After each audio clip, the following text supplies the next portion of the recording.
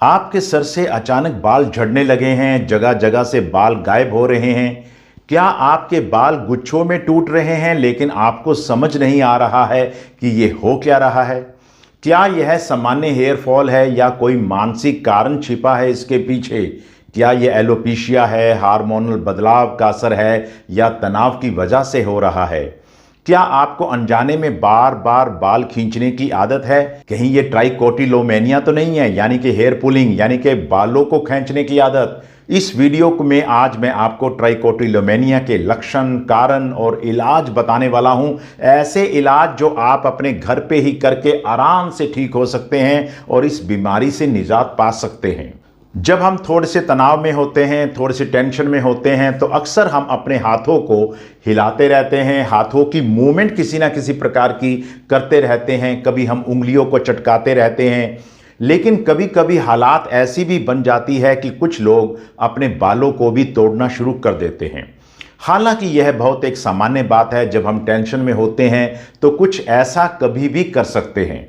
मगर मामला बहुत ज़्यादा खराब तब हो जाता है जब इस टेंशन की वजह से कुछ मानसिक समस्याओं के कारण लोग अपने बालों को खींचना शुरू कर देते हैं और उनके सिर से एक हिस्से से बाल गायब हो जाते हैं, खत्म हो जाते हैं और वहां गंजापन आ जाता है। दरअसल बाल तोड़ने की आदत सामान्य स्ट्रेस का एक वार्निंग साइन भी हो सकता है और यह जरूरी नहीं है कि यह एक बीमारी हो, यह एक बुरी आदत भी हो सकती है। मामला तब बिगड़ जाता है जब यह आदत इस कदर बढ़ जाती है, सिर, आईब्रो या आई लैशेस से बालों के गुच्छे गायब होने लग जाते हैं और व्यक्ति घर से निकलना बंद कर देता है या लोगों से मिलना बंद कर देता है। वह बाल प्लग करने की आदत को रोकने की कोशिश करने में बहुत समय लगाता है, लेकिन सफल नहीं हो पाता है क्योंकि वह इसके चक्रव्यूह में फंस चुका होता है। यह रोग आमतौर से लड़कियों में होता है और ज़्यादातर 20 वर्ष से पहले ही हो जाता है। अगर किसी को यह रोग हो जाता है तो उसे घबराने की बिल्कुल ज़रूरत नहीं है, क्योंकि इसका इलाज है और आज इसी वीडियो में मैं इसका इलाज बताने वाला हूं। टेक्निकल शब्दों में बाल उखाड़ने की बीमारी को ट्राइकोटिलोमेनिया कहते हैं। आम शब्दों में इसे कंपल्सिव हेयर पुलिंग सिंड्रोम या पैथोलॉजिकल हेयर पुलिंग के नाम से भी पुकारा जाता है और हम इसे इस नामों से पुकारते हैं। हेयर पुलिंग डिसऑर्डर, बाल खींचने और उखाड़ने की जो बीमारी है, इसका इलाज करने से पहले यह बात फाइनल हो जानी चाहिए कि आपको वास्तव में यह बीमारी है, क्योंकि कई बार बालों का गायब हो जाना किसी शारीरिक दशा से भी हो सकता है, जैसे एलोपेशिया कहते हैं। कई बार हार्मोनल चेंजेस से भी हो जाता है। हमें सबसे पहले यह देखना जरूरी है कि क्या वास्तव में बालों के गायब होने का कारण ट्राइकोटिलोमेनिया ही है। बात डीएसएम की हो या आईसीडी की हो, इन ग्रंथों में ट्राइकोटिलोमेनिया के बाल खींचने की बीमारी के जो क्लिनिकल क्राइटेरिया हैं वो बिल्कुल एक जैसे हैं। बार बार बाल को खींचना जिससे बालों का झड़ना शुरू हो जाता है, बाल खींचने को कम करने या रोकने के लिए बार बार प्रयास करना और उसके ऊपर बहुत समय लगना, बाल खींचने से मानसिक कष्ट या सामाजिक, व्यावसायिक या अन्य महत्वपूर्ण क्षेत्रों में नुकसान होना शुरू हो जाना, बाल खींचने या बालों के झड़ने के कारण किसी और बीमारी का कोई कारण ना होना, बाल खींचने यानी कि ये हेयर पुलिंग का व्यवहार किसी अन्य मानसिक विकार का सिम्टम ना हो या किसी दवाई का परिणाम ना हो। अगर आप या आपके किसी खास को ट्राइकोटिलोमेनिया है तो इस वीडियो के एंड तक आप समझ जाएंगे कि आपने इसका इलाज अपने घर पे बैठे हुए कैसे करना है। वैसे तो ये बीमारी बहुत कारणों से हो सकती है। जेनेटिकल मेकअप से हो सकती है, पेरेंटिंग से हो सकती है, जिंदगी जीने की कला से हो सकती है, लेकिन इसका सबसे बड़ा कारण स्ट्रेस भी होता है। स्ट्रेस और कॉन्फ्लिक्ट, जब तक आप अपने जीवन में स्ट्रेस को और कॉन्फ्लिक्ट को खत्म नहीं करेंगे तब तक इस बीमारी को आप हमेशा के लिए खत्म नहीं कर सकते हैं। इसलिए सबसे पहला इलाज, मुख्य इलाज यह है कि आप स्ट्रेस को खत्म कीजिएगा और स्ट्रेस को खत्म करने के लिए आपको बहुत सारी एक्सरसाइजेज सीखनी चाहिए, जैसे कि प्रोग्रेसिव मसल रिलैक्सेशन टेक्निक, योग निद्रा, माइंडफुलनेस, कॉग्निटिव शफल टेक्निक। इन सब पे मेरी वीडियोस उपलब्ध हैं। दूसरी चीज यह है कि आमतौर पे इस रोग का होने का एक मुख्य कारण जेनेटिकल मेकअप भी हो सकता है। इसके कारण ब्रेन में कुछ केमिकल जैसे सेरोटोनिन भी कम हो सकता है।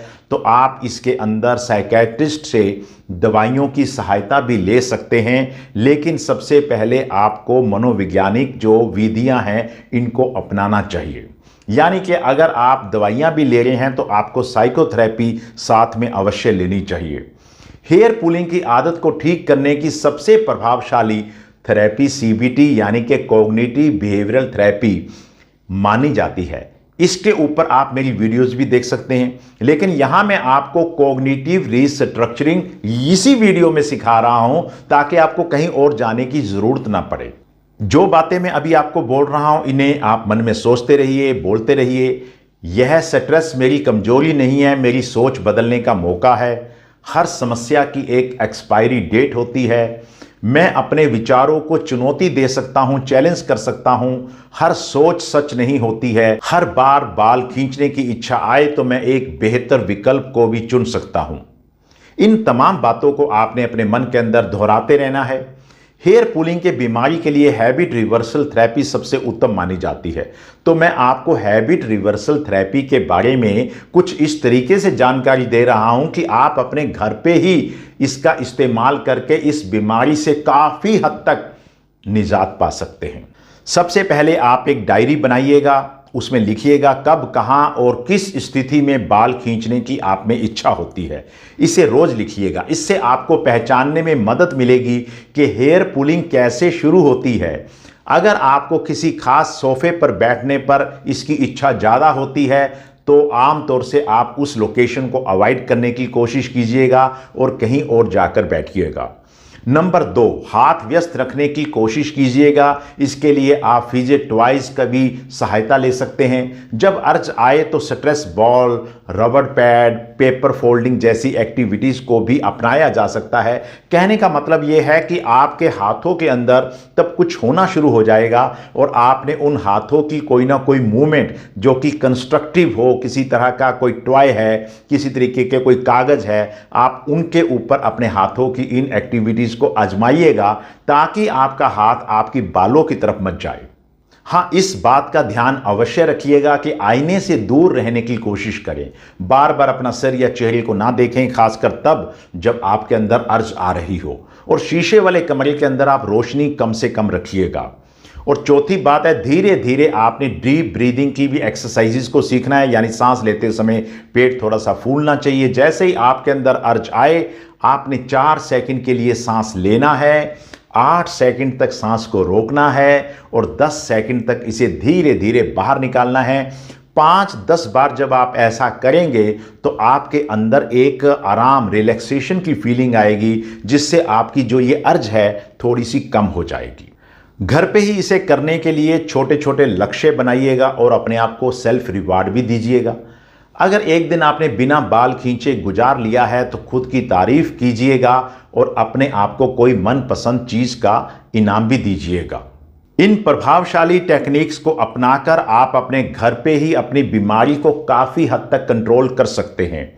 यह वीडियो आपको कैसा लगा आपने मुझे अवश्य बताना है। इस वीडियो को लाइक करें, शेयर करें और मेरे चैनल को सब्सक्राइब अवश्य कीजिएगा।